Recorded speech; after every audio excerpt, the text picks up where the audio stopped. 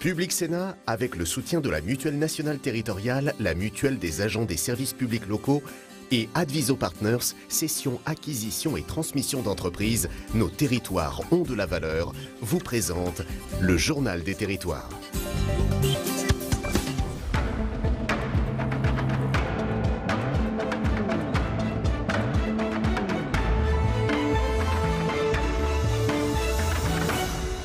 Bonjour à tous et bienvenue dans notre émission avec la presse quotidienne régionale, les télés locales de France et le réseau Via Télévision, les Indes radios aussi, 130 radios qui sont nos partenaires sur tout le territoire français et avec TV5 Monde.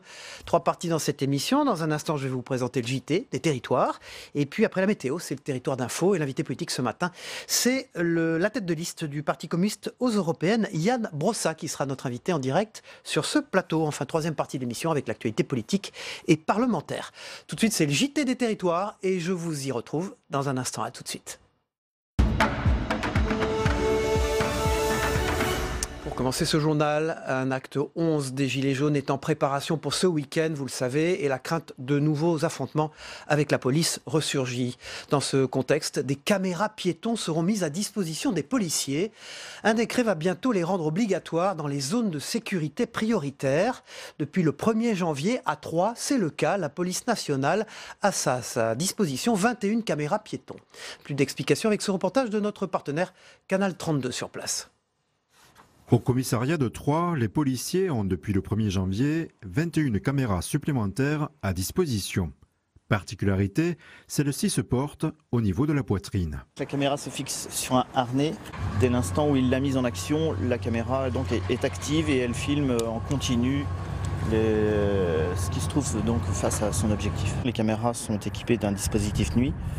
Si l'agent annonce que la caméra est en action et qu'il filme, la personne filmée sera au courant. Mais ça n'est pas obligatoire.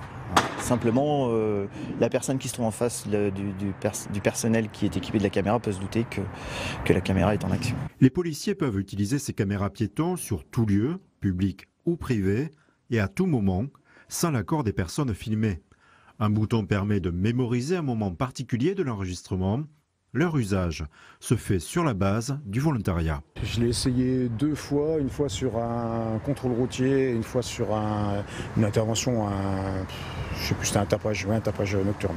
La caméra filmait pas forcément, mais les gens ont vu que j'avais une caméra sur moi et on voit que tout de suite, ça se calme tout de suite. Comme disait le commandant, c'est un outil en plus, autant s'en servir. En plus, c'est pas trop lourd, c'est pas trop handicapant, donc pourquoi pas. La présence d'une caméra peut être dissuasive. Le deuxième intérêt, c'est un intérêt de constatation des infractions. Les images auront valeur de probante pour ces faits-là. À son retour dans nos locaux du commissariat, donc, il vient déposer la caméra sur un socle qui est spécifique et les images sont transférées sur cette base. Donc, ensuite, il n'y a que certaines personnes au sein des DDSP qui seront habilitées à exploiter ces images et à les mettre à disposition de la justice si nécessaire. Ça fait partie du nouvel arsenal finalement du policier. Mise à disposition par la Direction centrale de la sécurité publique, 16 des 21 caméras sont réservées aux services actifs sur la voie publique. Dans ce journal, on part pour le Nord maintenant, où les pêcheurs boulonnais se mobilisent contre la pêche électrique.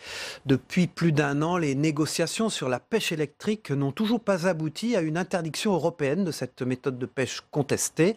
Les pêcheurs du Pas-de-Calais sont très mobilisés. Une délégation s'est rendue à Bruxelles pour tenter de se faire entendre et de trouver une solution. Le point sur la situation avec Caroline Fichten, de la chaîne WEO TV dans le Nord, notre partenaire. La pêche électrique, pratiquée par des bateaux néerlandais, les pêcheurs boulonnais mais aussi européens n'en veulent pas. Cette méthode ne fait pas de distinction entre les différentes sortes de poissons, détruit les juvéniles et de fait la ressource. Cette pêche a été interdite il y a 1 an par le Parlement européen. Pour être appliquée, il faut qu'un compromis soit trouvé entre la Commission européenne, le Conseil et le Parlement, et il y a urgence. C'est le risque que, évidemment, avec le vote européen, on n'a plus de Parlement. Et dans la foulée, on perd aussi la Commission européenne, puisqu'on va changer de Commission européenne. Ce qui veut dire qu'on se retrouve avec la possibilité que la pêche électrique continue. Puisque tant qu'un nouveau règlement ne remplace pas l'ancien, c'est l'ancien qui est toujours en vigueur. Et l'ancien, il est horrible pour les pêcheurs artisans. Il est arrivé à ce stade où on a des pêcheurs qui, depuis 2014, dans les Hauts-de-France, ont perdu plus de 60% de leur capture. C'est la faillite. Des pêcheurs français, espagnols, italiens, belges et anglais se sont réunis à Boulogne pour échanger et surtout s'unir. Ils se sont rendus à Bruxelles pour rencontrer les acteurs de la commission pêche du Parlement. Un compromis est sur la table pour une interdiction totale de la pêche électrique au 31 juillet. Le compromis qui est proposé aujourd'hui, c'est l'interdiction totale dans quelques mois. Quelques mois, c'est 3-4 mois, pas plus. Même nous, parce on qu'il le y a voit les comme élections. ça. Parce qu'il y a les élections, parce que sinon on va repartir à zéro. On sait très bien que le lobbying hollandais, il est là. Il y a la pression pour qu'on tarde à vouloir prendre une décision. Un autre compromis déposé en décembre dernier proposait le maintien de la pêche électrique pendant encore 3 ans. Une proposition inacceptable pour les artisans pêcheurs. L'Île-de-France maintenant, une nouvelle commune, la commune nouvelle, une nouvelle ville. Un nouveau maire, c'était à l'ordre du jour du conseil municipal d'Évry-Courcouronnes, la commune nouvelle née de la fusion des deux villes. Quel changement pour les habitants? Réponse dans ce reportage de Yamina Bendaïda pour Via Grand Paris, notre partenaire. C'est officiel, Évry et Courcouronnes ne forment plus qu'une seule et même commune. Les deux anciennes villes ont fusionné. Qui dit nouvelle ville, dit nouveau maire. Et c'est Stéphane Baudet, maire de Courcouronnes, qui étend ses responsabilités à ce nouveau territoire. Peser plus, c'est un des objectifs recherchés par la fusion des deux communes, alors que Courcouronnes ne disposait que de 3 délégués sur 76 au sein de l'agglomération Grand Paris Sud Seine-Essonne-Sénart. En fusionnant avec la capitale de l'Essonne, elle pourra profiter de 16 délégués. Une commune plus forte, dans une grande agglomération, c'est important pour peser sur les décisions et notre destinée, pour défendre les sujets qui sont notamment ceux de l'attractivité du territoire. Avec l'officialisation de la ville nouvelle, les 68 000 habitants d'Évry-Courcouronnes profiteront d'un regroupement des services et associations. Les Courcouronnais pourront par exemple, au même titre que les habitants d'Évry, accéder aux équipements sportifs de cette dernière.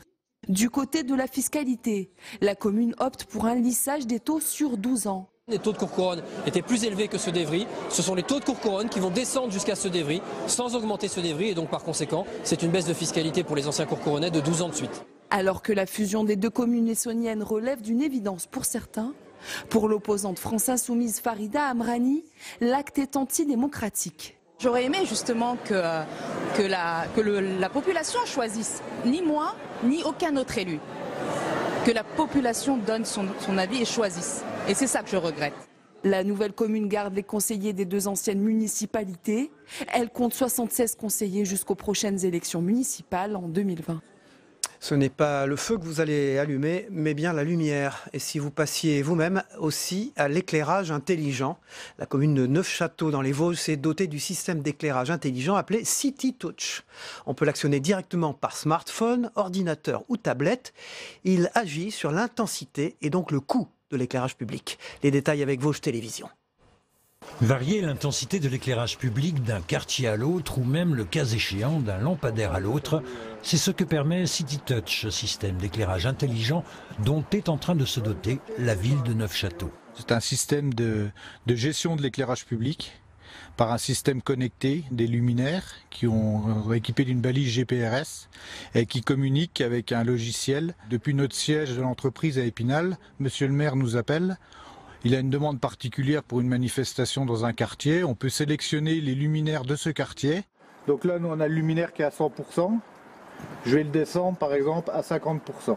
Et les élus néo-castriens peuvent le faire également? Alors après, les élus, on donne des accès aux services techniques, bien sûr, pas à tout le monde. Hein, parce que là, ça clignoterait dans tous les sens.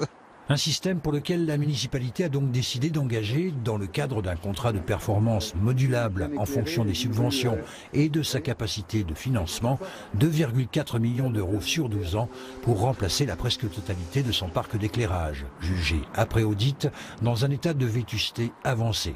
Une première tranche a déjà été réalisée. 700 000 euros d'investis pour 350 lampadaires, puisque dans un premier temps, on a été obligé de revoir l'ossature effectivement de notre réseau d'éclairage public. Et puis là, on va attaquer vraiment d'autres phases où on va changer davantage de lampadaires à chaque fois que l'on va investir. Cette année, on va investir à peu près 200 000 euros pour changer une centaine de points lumineux. 50 watts maximum par luminaire, contre 250 pour les ampoules à iode les plus anciennes. Le retour sur investissement va sans dire.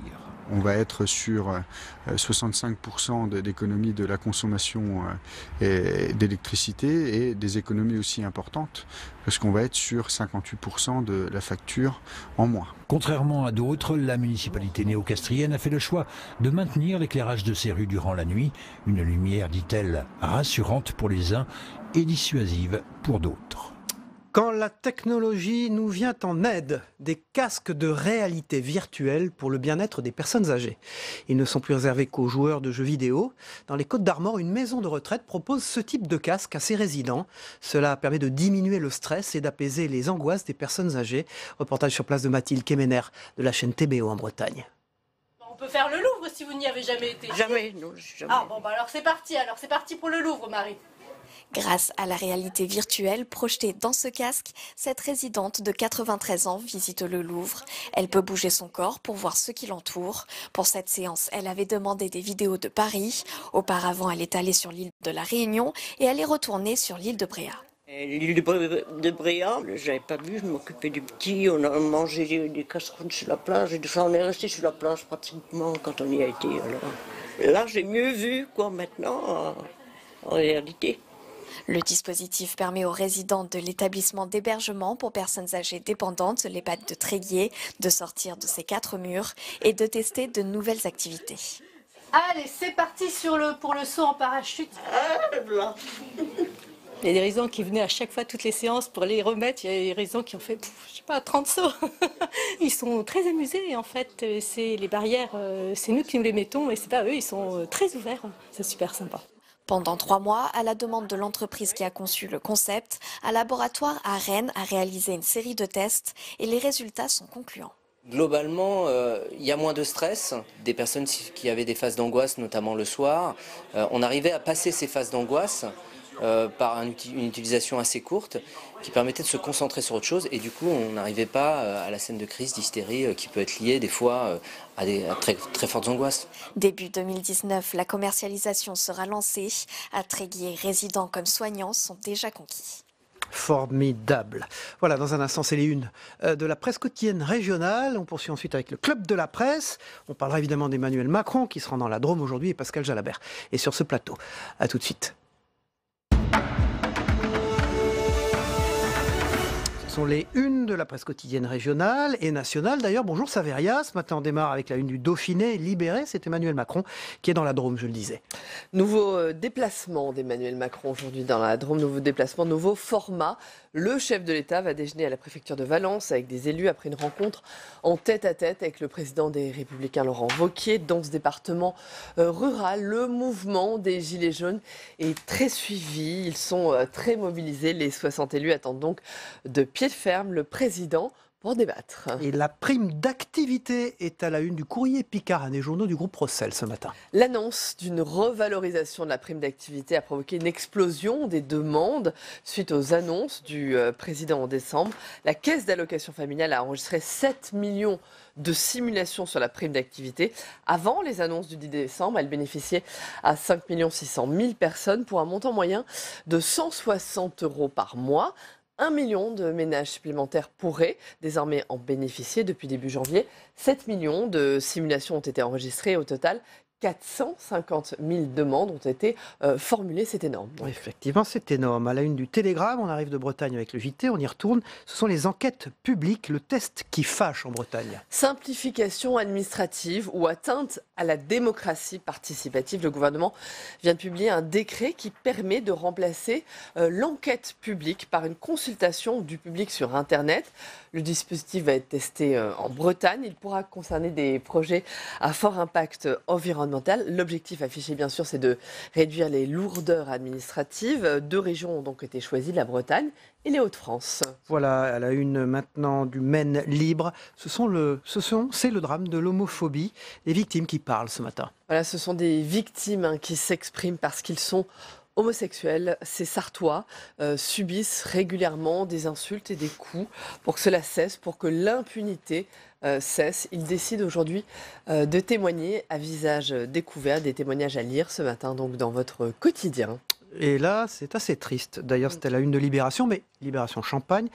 De moins en moins d'oiseaux, ils disparaissent peu à peu, Saveria. La population des oiseaux diminue, les experts sont formels. Parmi les causes du déclin, bien sûr, l'activité humaine qui, pour beaucoup, les oiseaux sont particulièrement sensibles aux conditions météorologiques qui impactent la végétation, les populations d'insectes. Résultat, il y a aujourd'hui, c'est un fait, de moins en moins d'oiseaux en France. Merci Saveria. On vous retrouve évidemment en troisième partie d'émission. On passe au Club de la Presse dans un instant. Jérôme Cordelier, Pascal Jalabert. À tout de suite. Pascal Jalabert, vous dirigez le bureau parisien du groupe EBRA et vous représentez sur ce plateau ce matin le Dauphiné libéré, évidemment, puisqu'Emmanuel Macron est dans la Drôme. On va en parler dans un instant. Et bonjour Jérôme Cordelier. Bonjour Cyril, bonjour Pascal. Vous êtes rédacteur en chef des éditions locales du Point. Elles sont multiples, on en parlera tout à l'heure. On reviendra aussi sur un papier que vous avez écrit sur les maires dans le Point cette semaine. Pascal Jalabert, les élus vont lui parler du pays. C'est la une du Dauphiné. Au fond, Emmanuel Macron va changer de format. Aujourd'hui, il sera donc dans la vallée du Rhône, avec des zones, il faut le dire, quand même plus compliquées que ce qu'il a effectué comme parcours jusqu'à présent, notamment dans l'arrière-pays. Oui, alors ce qu'il faut dire d'abord, c'est que les gilets jaunes à Valence étaient plus nombreux qu'à Paris il y a 15 jours. 5000 gilets jaunes dans les rues de la préfecture de la Drôme, donc ce n'est pas rien. On rappelle aussi que sur l'autre rive du Rhône en Ardèche, puisque les deux départements sont mitoyens, il n'y a que le Rhône qui les sépare dans ce couloir, dans ce sillon. Alors c'est vrai que ce couloir rhodanien est plutôt dynamique, puisque c'est l'axe entre la région lyonnaise et puis la Provence, donc il y a des transports, il y a de la vigne en plus, avec d'excellents côtes du Rhône, il y a de l'industrie. En revanche, c'est un peu plus compliqué dans l'arrière-pays. Malgré des élus et des acteurs... Quelle zone, vous pensez à quoi dans l'arrière-pays? On peut citer les cantons de Nyon, de Dieulefit, de Die, où les taux de chômage sont 2 points au-dessus de la moyenne nationale, mais avec des élus et des acteurs économiques locaux qui se bougent beaucoup, qui travaillent beaucoup et qui ont l'impression qu'on leur met des handicaps supplémentaires. Quand vous fermez une trésorerie, quand il y a moins de classes à l'école, quand la liaison avec le TGV devient plus compliquée, c'est le territoire qui perd de l'attraction, qui perd de la population. Donc Emmanuel Macron est très attendu sur les services publics, et puis comme partout ailleurs sur le pouvoir d'achat. C'est aussi une région, il suffit de prendre la romantique et la mythique Nationale 7 pour le voir, où il y a beaucoup de ronds-points, et puis il y a l'autoroute avec les péages, donc du coup il y avait des lieux de mobilisation très forts des gilets jaunes, les ronds-points, les péages. Vous dites c'est très chaud, ils attendent Emmanuel Macron quand même avec énormément de ressentiment. Oui, il y a du ressentiment parce que c'est une députée de la Drôme, d'ailleurs LREM, qui le disait, c'est un peu un concentré de France avec des inégalités fortes entre territoires. Donc on est au cœur de ce qu'on appelle la fracture territoriale, et puis aussi on est au cœur de ces Français à revenus modestes ou moyens qui doivent faire des kilomètres pour se rendre à leur travail, pour des loisirs, pour les services publics. Donc on est en plein dans tous les sujets qui sont dans le grand débat. Là, pour le coup, c'est plutôt intéressant parce que les élus locaux, ou régionaux, puisque les élus, il faut le rappeler, viennent des 12 départements d'Auvergne-Rhône-Alpes, devraient porter des sujets concrets qui collent à ceux du grand débat national. Jérôme Cordelier, 2 choses. D'abord, le format est différent des précédents débats nationaux d'Emmanuel Macron.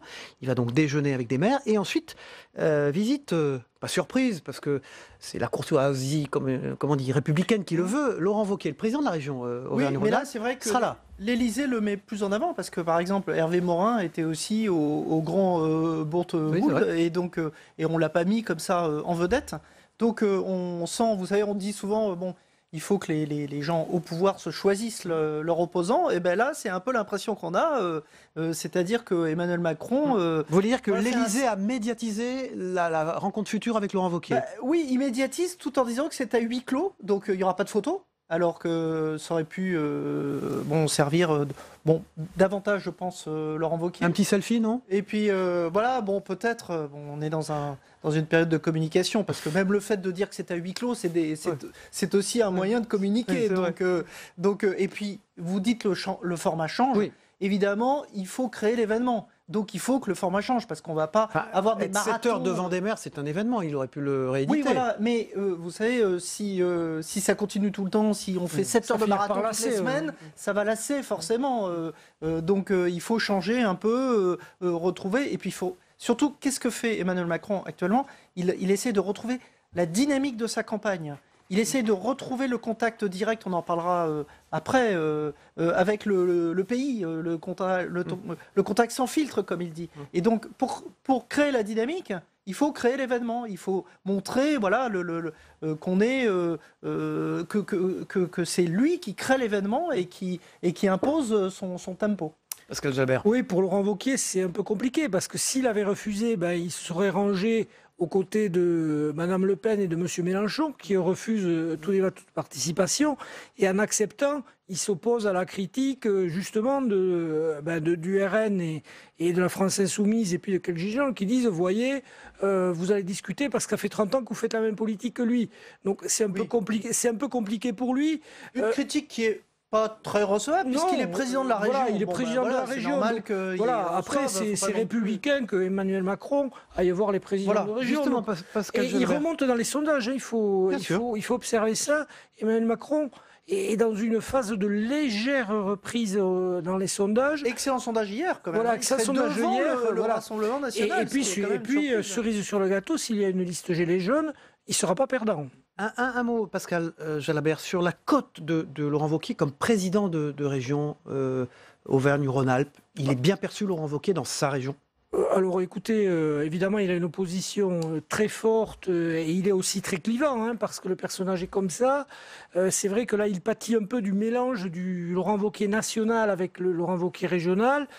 Après, on le connaît, il arpente le terrain, il est très présent. Ça reste quand même un élu qui va au contact avec sa fameuse parka rouge. Donc il faudra voir à l'usage. Où son gilet jaune? Oui, alors une fois ça ne lui a pas porté chance, voilà. Il faudra voir. Il a fait beaucoup d'économies de gestion au conseil régional pour relancer l'investissement. Il a aussi coupé les vivres à pas mal d'associations étiquetées opposantes. Il fait du Laurent Wauquiez, quoi. Il est clivant, mais il assume toutes ses politiques. Jérôme Cordelier, en couverture du Point d'ailleurs, un papier de vous, les maires arment anti-techno d'Emmanuel Macron. Oui, on a fait une couverture justement sur la technostructure, puisqu'on reproche évidemment à ces hauts fonctionnaires, cette haute administration, ces cabinets ministériels, tous ces conseillers qui entourent Macron, d'avoir un peu fait écran entre lui, le président, l'exécutif, et le pays réel. D'où ces rencontres avec les maires. Et ce qu'on se dit là, c'est que, en fait, avec ces rencontres marathon avec les maires, et des maires de base, pas les associations d'élus, pas les maires des grandes métropoles qu'il avait déjà vus dans le huis clos de l'Élysée, c'est une manière de reprendre contact avec le pays réel. Mais pourquoi anti-techno ? Anti-techno, parce que ces maires sont très remontés, évidemment, sur l'omniprésence et l'omnipuissance de la technocratie. C'est Bercy. Bercy qui les entrave dans l'exercice de leur fonction. Je donne un exemple très concret, qui est très concret pour le coup. C'est Vanik Berberian, vous savez, le président de l'association des maires ruraux, qui n'est pas pour rien d'ailleurs dans l'organisation de tous ces marathons, qui me disait, par exemple, sur la loi entre le transfert de compétences l'assainissement et de l'eau, de la gestion de l'assainissement et de l'eau, aux intercommunalités. Le Sénat, les associations d'élus étaient contre, tout le monde était contre, puisqu'on se disait, après tout, chaque commune a le droit de choisir la station d'épuration à laquelle elle va être raccordée. Et là, l'Assemblée nationale, parce que l'administration le voulait, a décidé que ce serait la même loi partout. Pourquoi ? Alors, Vanik Berberian, vous en parlez, lui, il est aussi un peu contre les préfets. Il dit qu'il ne remonte pas les éléments de réalité au pouvoir exécutif. C'est une information qu'il nous a donnée pour le journal. Il a participé à c'est une information un peu sidérante, il nous a participé à la réunion de la Commission nationale des normes et un haut fonctionnaire, très haut fonctionnaire même du ministère de l'Intérieur, c'était en juillet 2017, a proposé que les ordres du jour des conseils municipaux soient validés par les préfets. Alors il pensait à bien, c'est-à-dire il disait il faut que ce soit validé pour éviter qu'après les communes soient traînées devant le tribunal administratif en cas de non-conformité.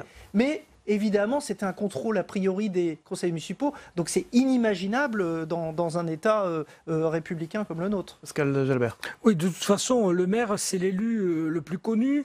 le plus respecté, le plus apprécié par les Français. Donc Emmanuel Macron aurait tort de ne pas s'appuyer sur ces maires. Il faut le rappeler, ce sont quand même eux qui construisent, entre guillemets, la République du quotidien. Mais au-delà de ça, c'est-à-dire l'idée du papier, c'est revenir un peu au pacte Girondin qu'il voulait mettre en place et qu'il avait développé, proposé pendant sa campagne. Il avait promis une nouvelle décentralisation qui soit un peu le territoire à la carte, sans jeu de mots, c'est-à-dire qu'en fonction des territoires, on choisit une administration propre, on porte des projets. Pour le moment, est très clair, ça manque dans le bilan de ces 2 premières années à l'Élysée. Merci Pascal Jalabert, merci Jérôme Cordelier. On vous retrouve évidemment dans la deuxième partie de l'émission pour le débrief de l'actualité. On parlera également de ce qui se passe au Venezuela ensemble. Il y a 2 couvertures du point de une sur Boulogne et sur Nîmes, on y reviendra. Boulogne, c'est la bataille des transports et Nîmes, ce sont les tribus. Voilà.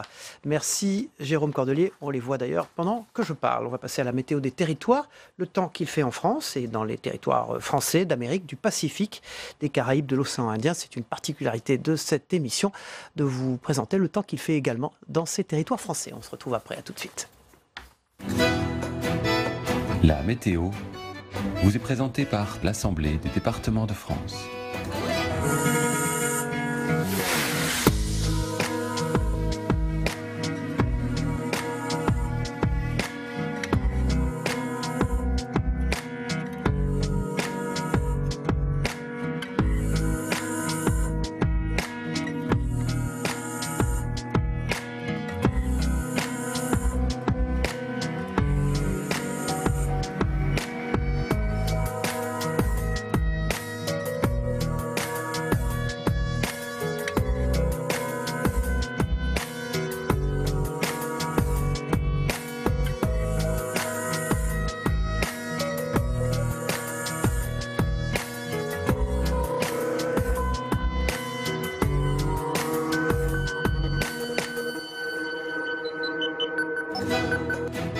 C'était la météo avec l'Assemblée des départements de France.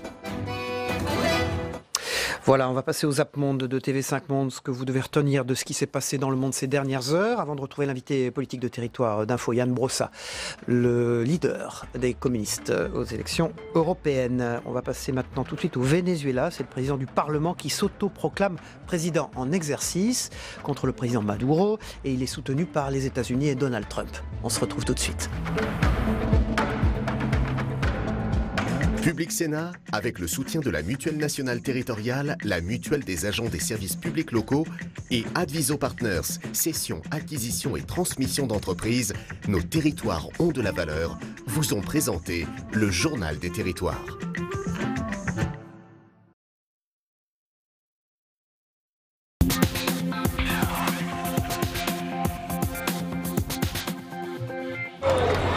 Je jure d'assumer tous les pouvoirs de l'exécutif national en tant que président par intérim du Venezuela, pour mettre fin à l'usurpation et à un gouvernement traître et pour avoir des élections libres. Juan Guaidó, le jeune président du Parlement contrôlé par l'opposition, qui s'autoproclame président du Venezuela par intérim avec le soutien officiel de Donald Trump. Le président américain a très vite et officiellement reconnu Juan Guaidó comme chef de l'État par intérim du Venezuela depuis lundi, et une tentative de soulèvement militaire contre Nicolás Maduro. 13 personnes sont décédées dans les manifestations qui ont suivi. Vladimir Poutine et Recep Tayyip Erdogan n'ont pas été loquaces aujourd'hui devant les médias, mais il n'y avait aucun doute sur le but de la venue du numéro 1 turc à Moscou. Nous abordons des questions de sécurité internationale et nous nous efforçons de coopérer sur le dossier syrien. Car avec le retrait des troupes américaines, l'équilibre des pouvoirs a changé. Pour les deux présidents, c'est l'occasion d'atteindre leurs objectifs respectifs. Mais pour cela, ils doivent se serrer les coudes. Ma détermination n'a jamais faibli. Et avec votre concours à tous, beaucoup d'obstacles ont été franchis. C'est la première alternance sans violence de l'histoire du pays. Mais si Joseph Kabila accepte de céder le fauteuil présidentiel, cela ne signifie pas pour autant la fin d'un régime. Son parti et ses satellites ont remporté près de 350 sièges à l'Assemblée nationale. C'est la majorité absolue, de quoi conserver la mainmise sur le Congo. Des gardes-côtes à la recherche du moindre signe de vie. Les investigations se poursuivent pour retrouver l'avion transportant le footballeur argentin Emiliano Sala. Le récent ex-attaquant nantais a disparu lundi soir au-dessus de la Manche. Il effectuait le trajet Nantes-Cardiff à bord de cet appareil, après être venu saluer ses anciens coéquipiers suite à sa signature à Cardiff. Sur WhatsApp, il a d'ailleurs fait part de son inquiétude à ses amis avant le vol. Étant donné la température de l'eau et les conditions météorologiques, la nuit dernière ayant été très agitée, leurs chances de survie sont très minces. Nous nous concentrons donc sur la troisième option, c'est-à-dire qu'ils se trouvent sur un radeau de sauvetage, où ils pourraient survivre assez longtemps.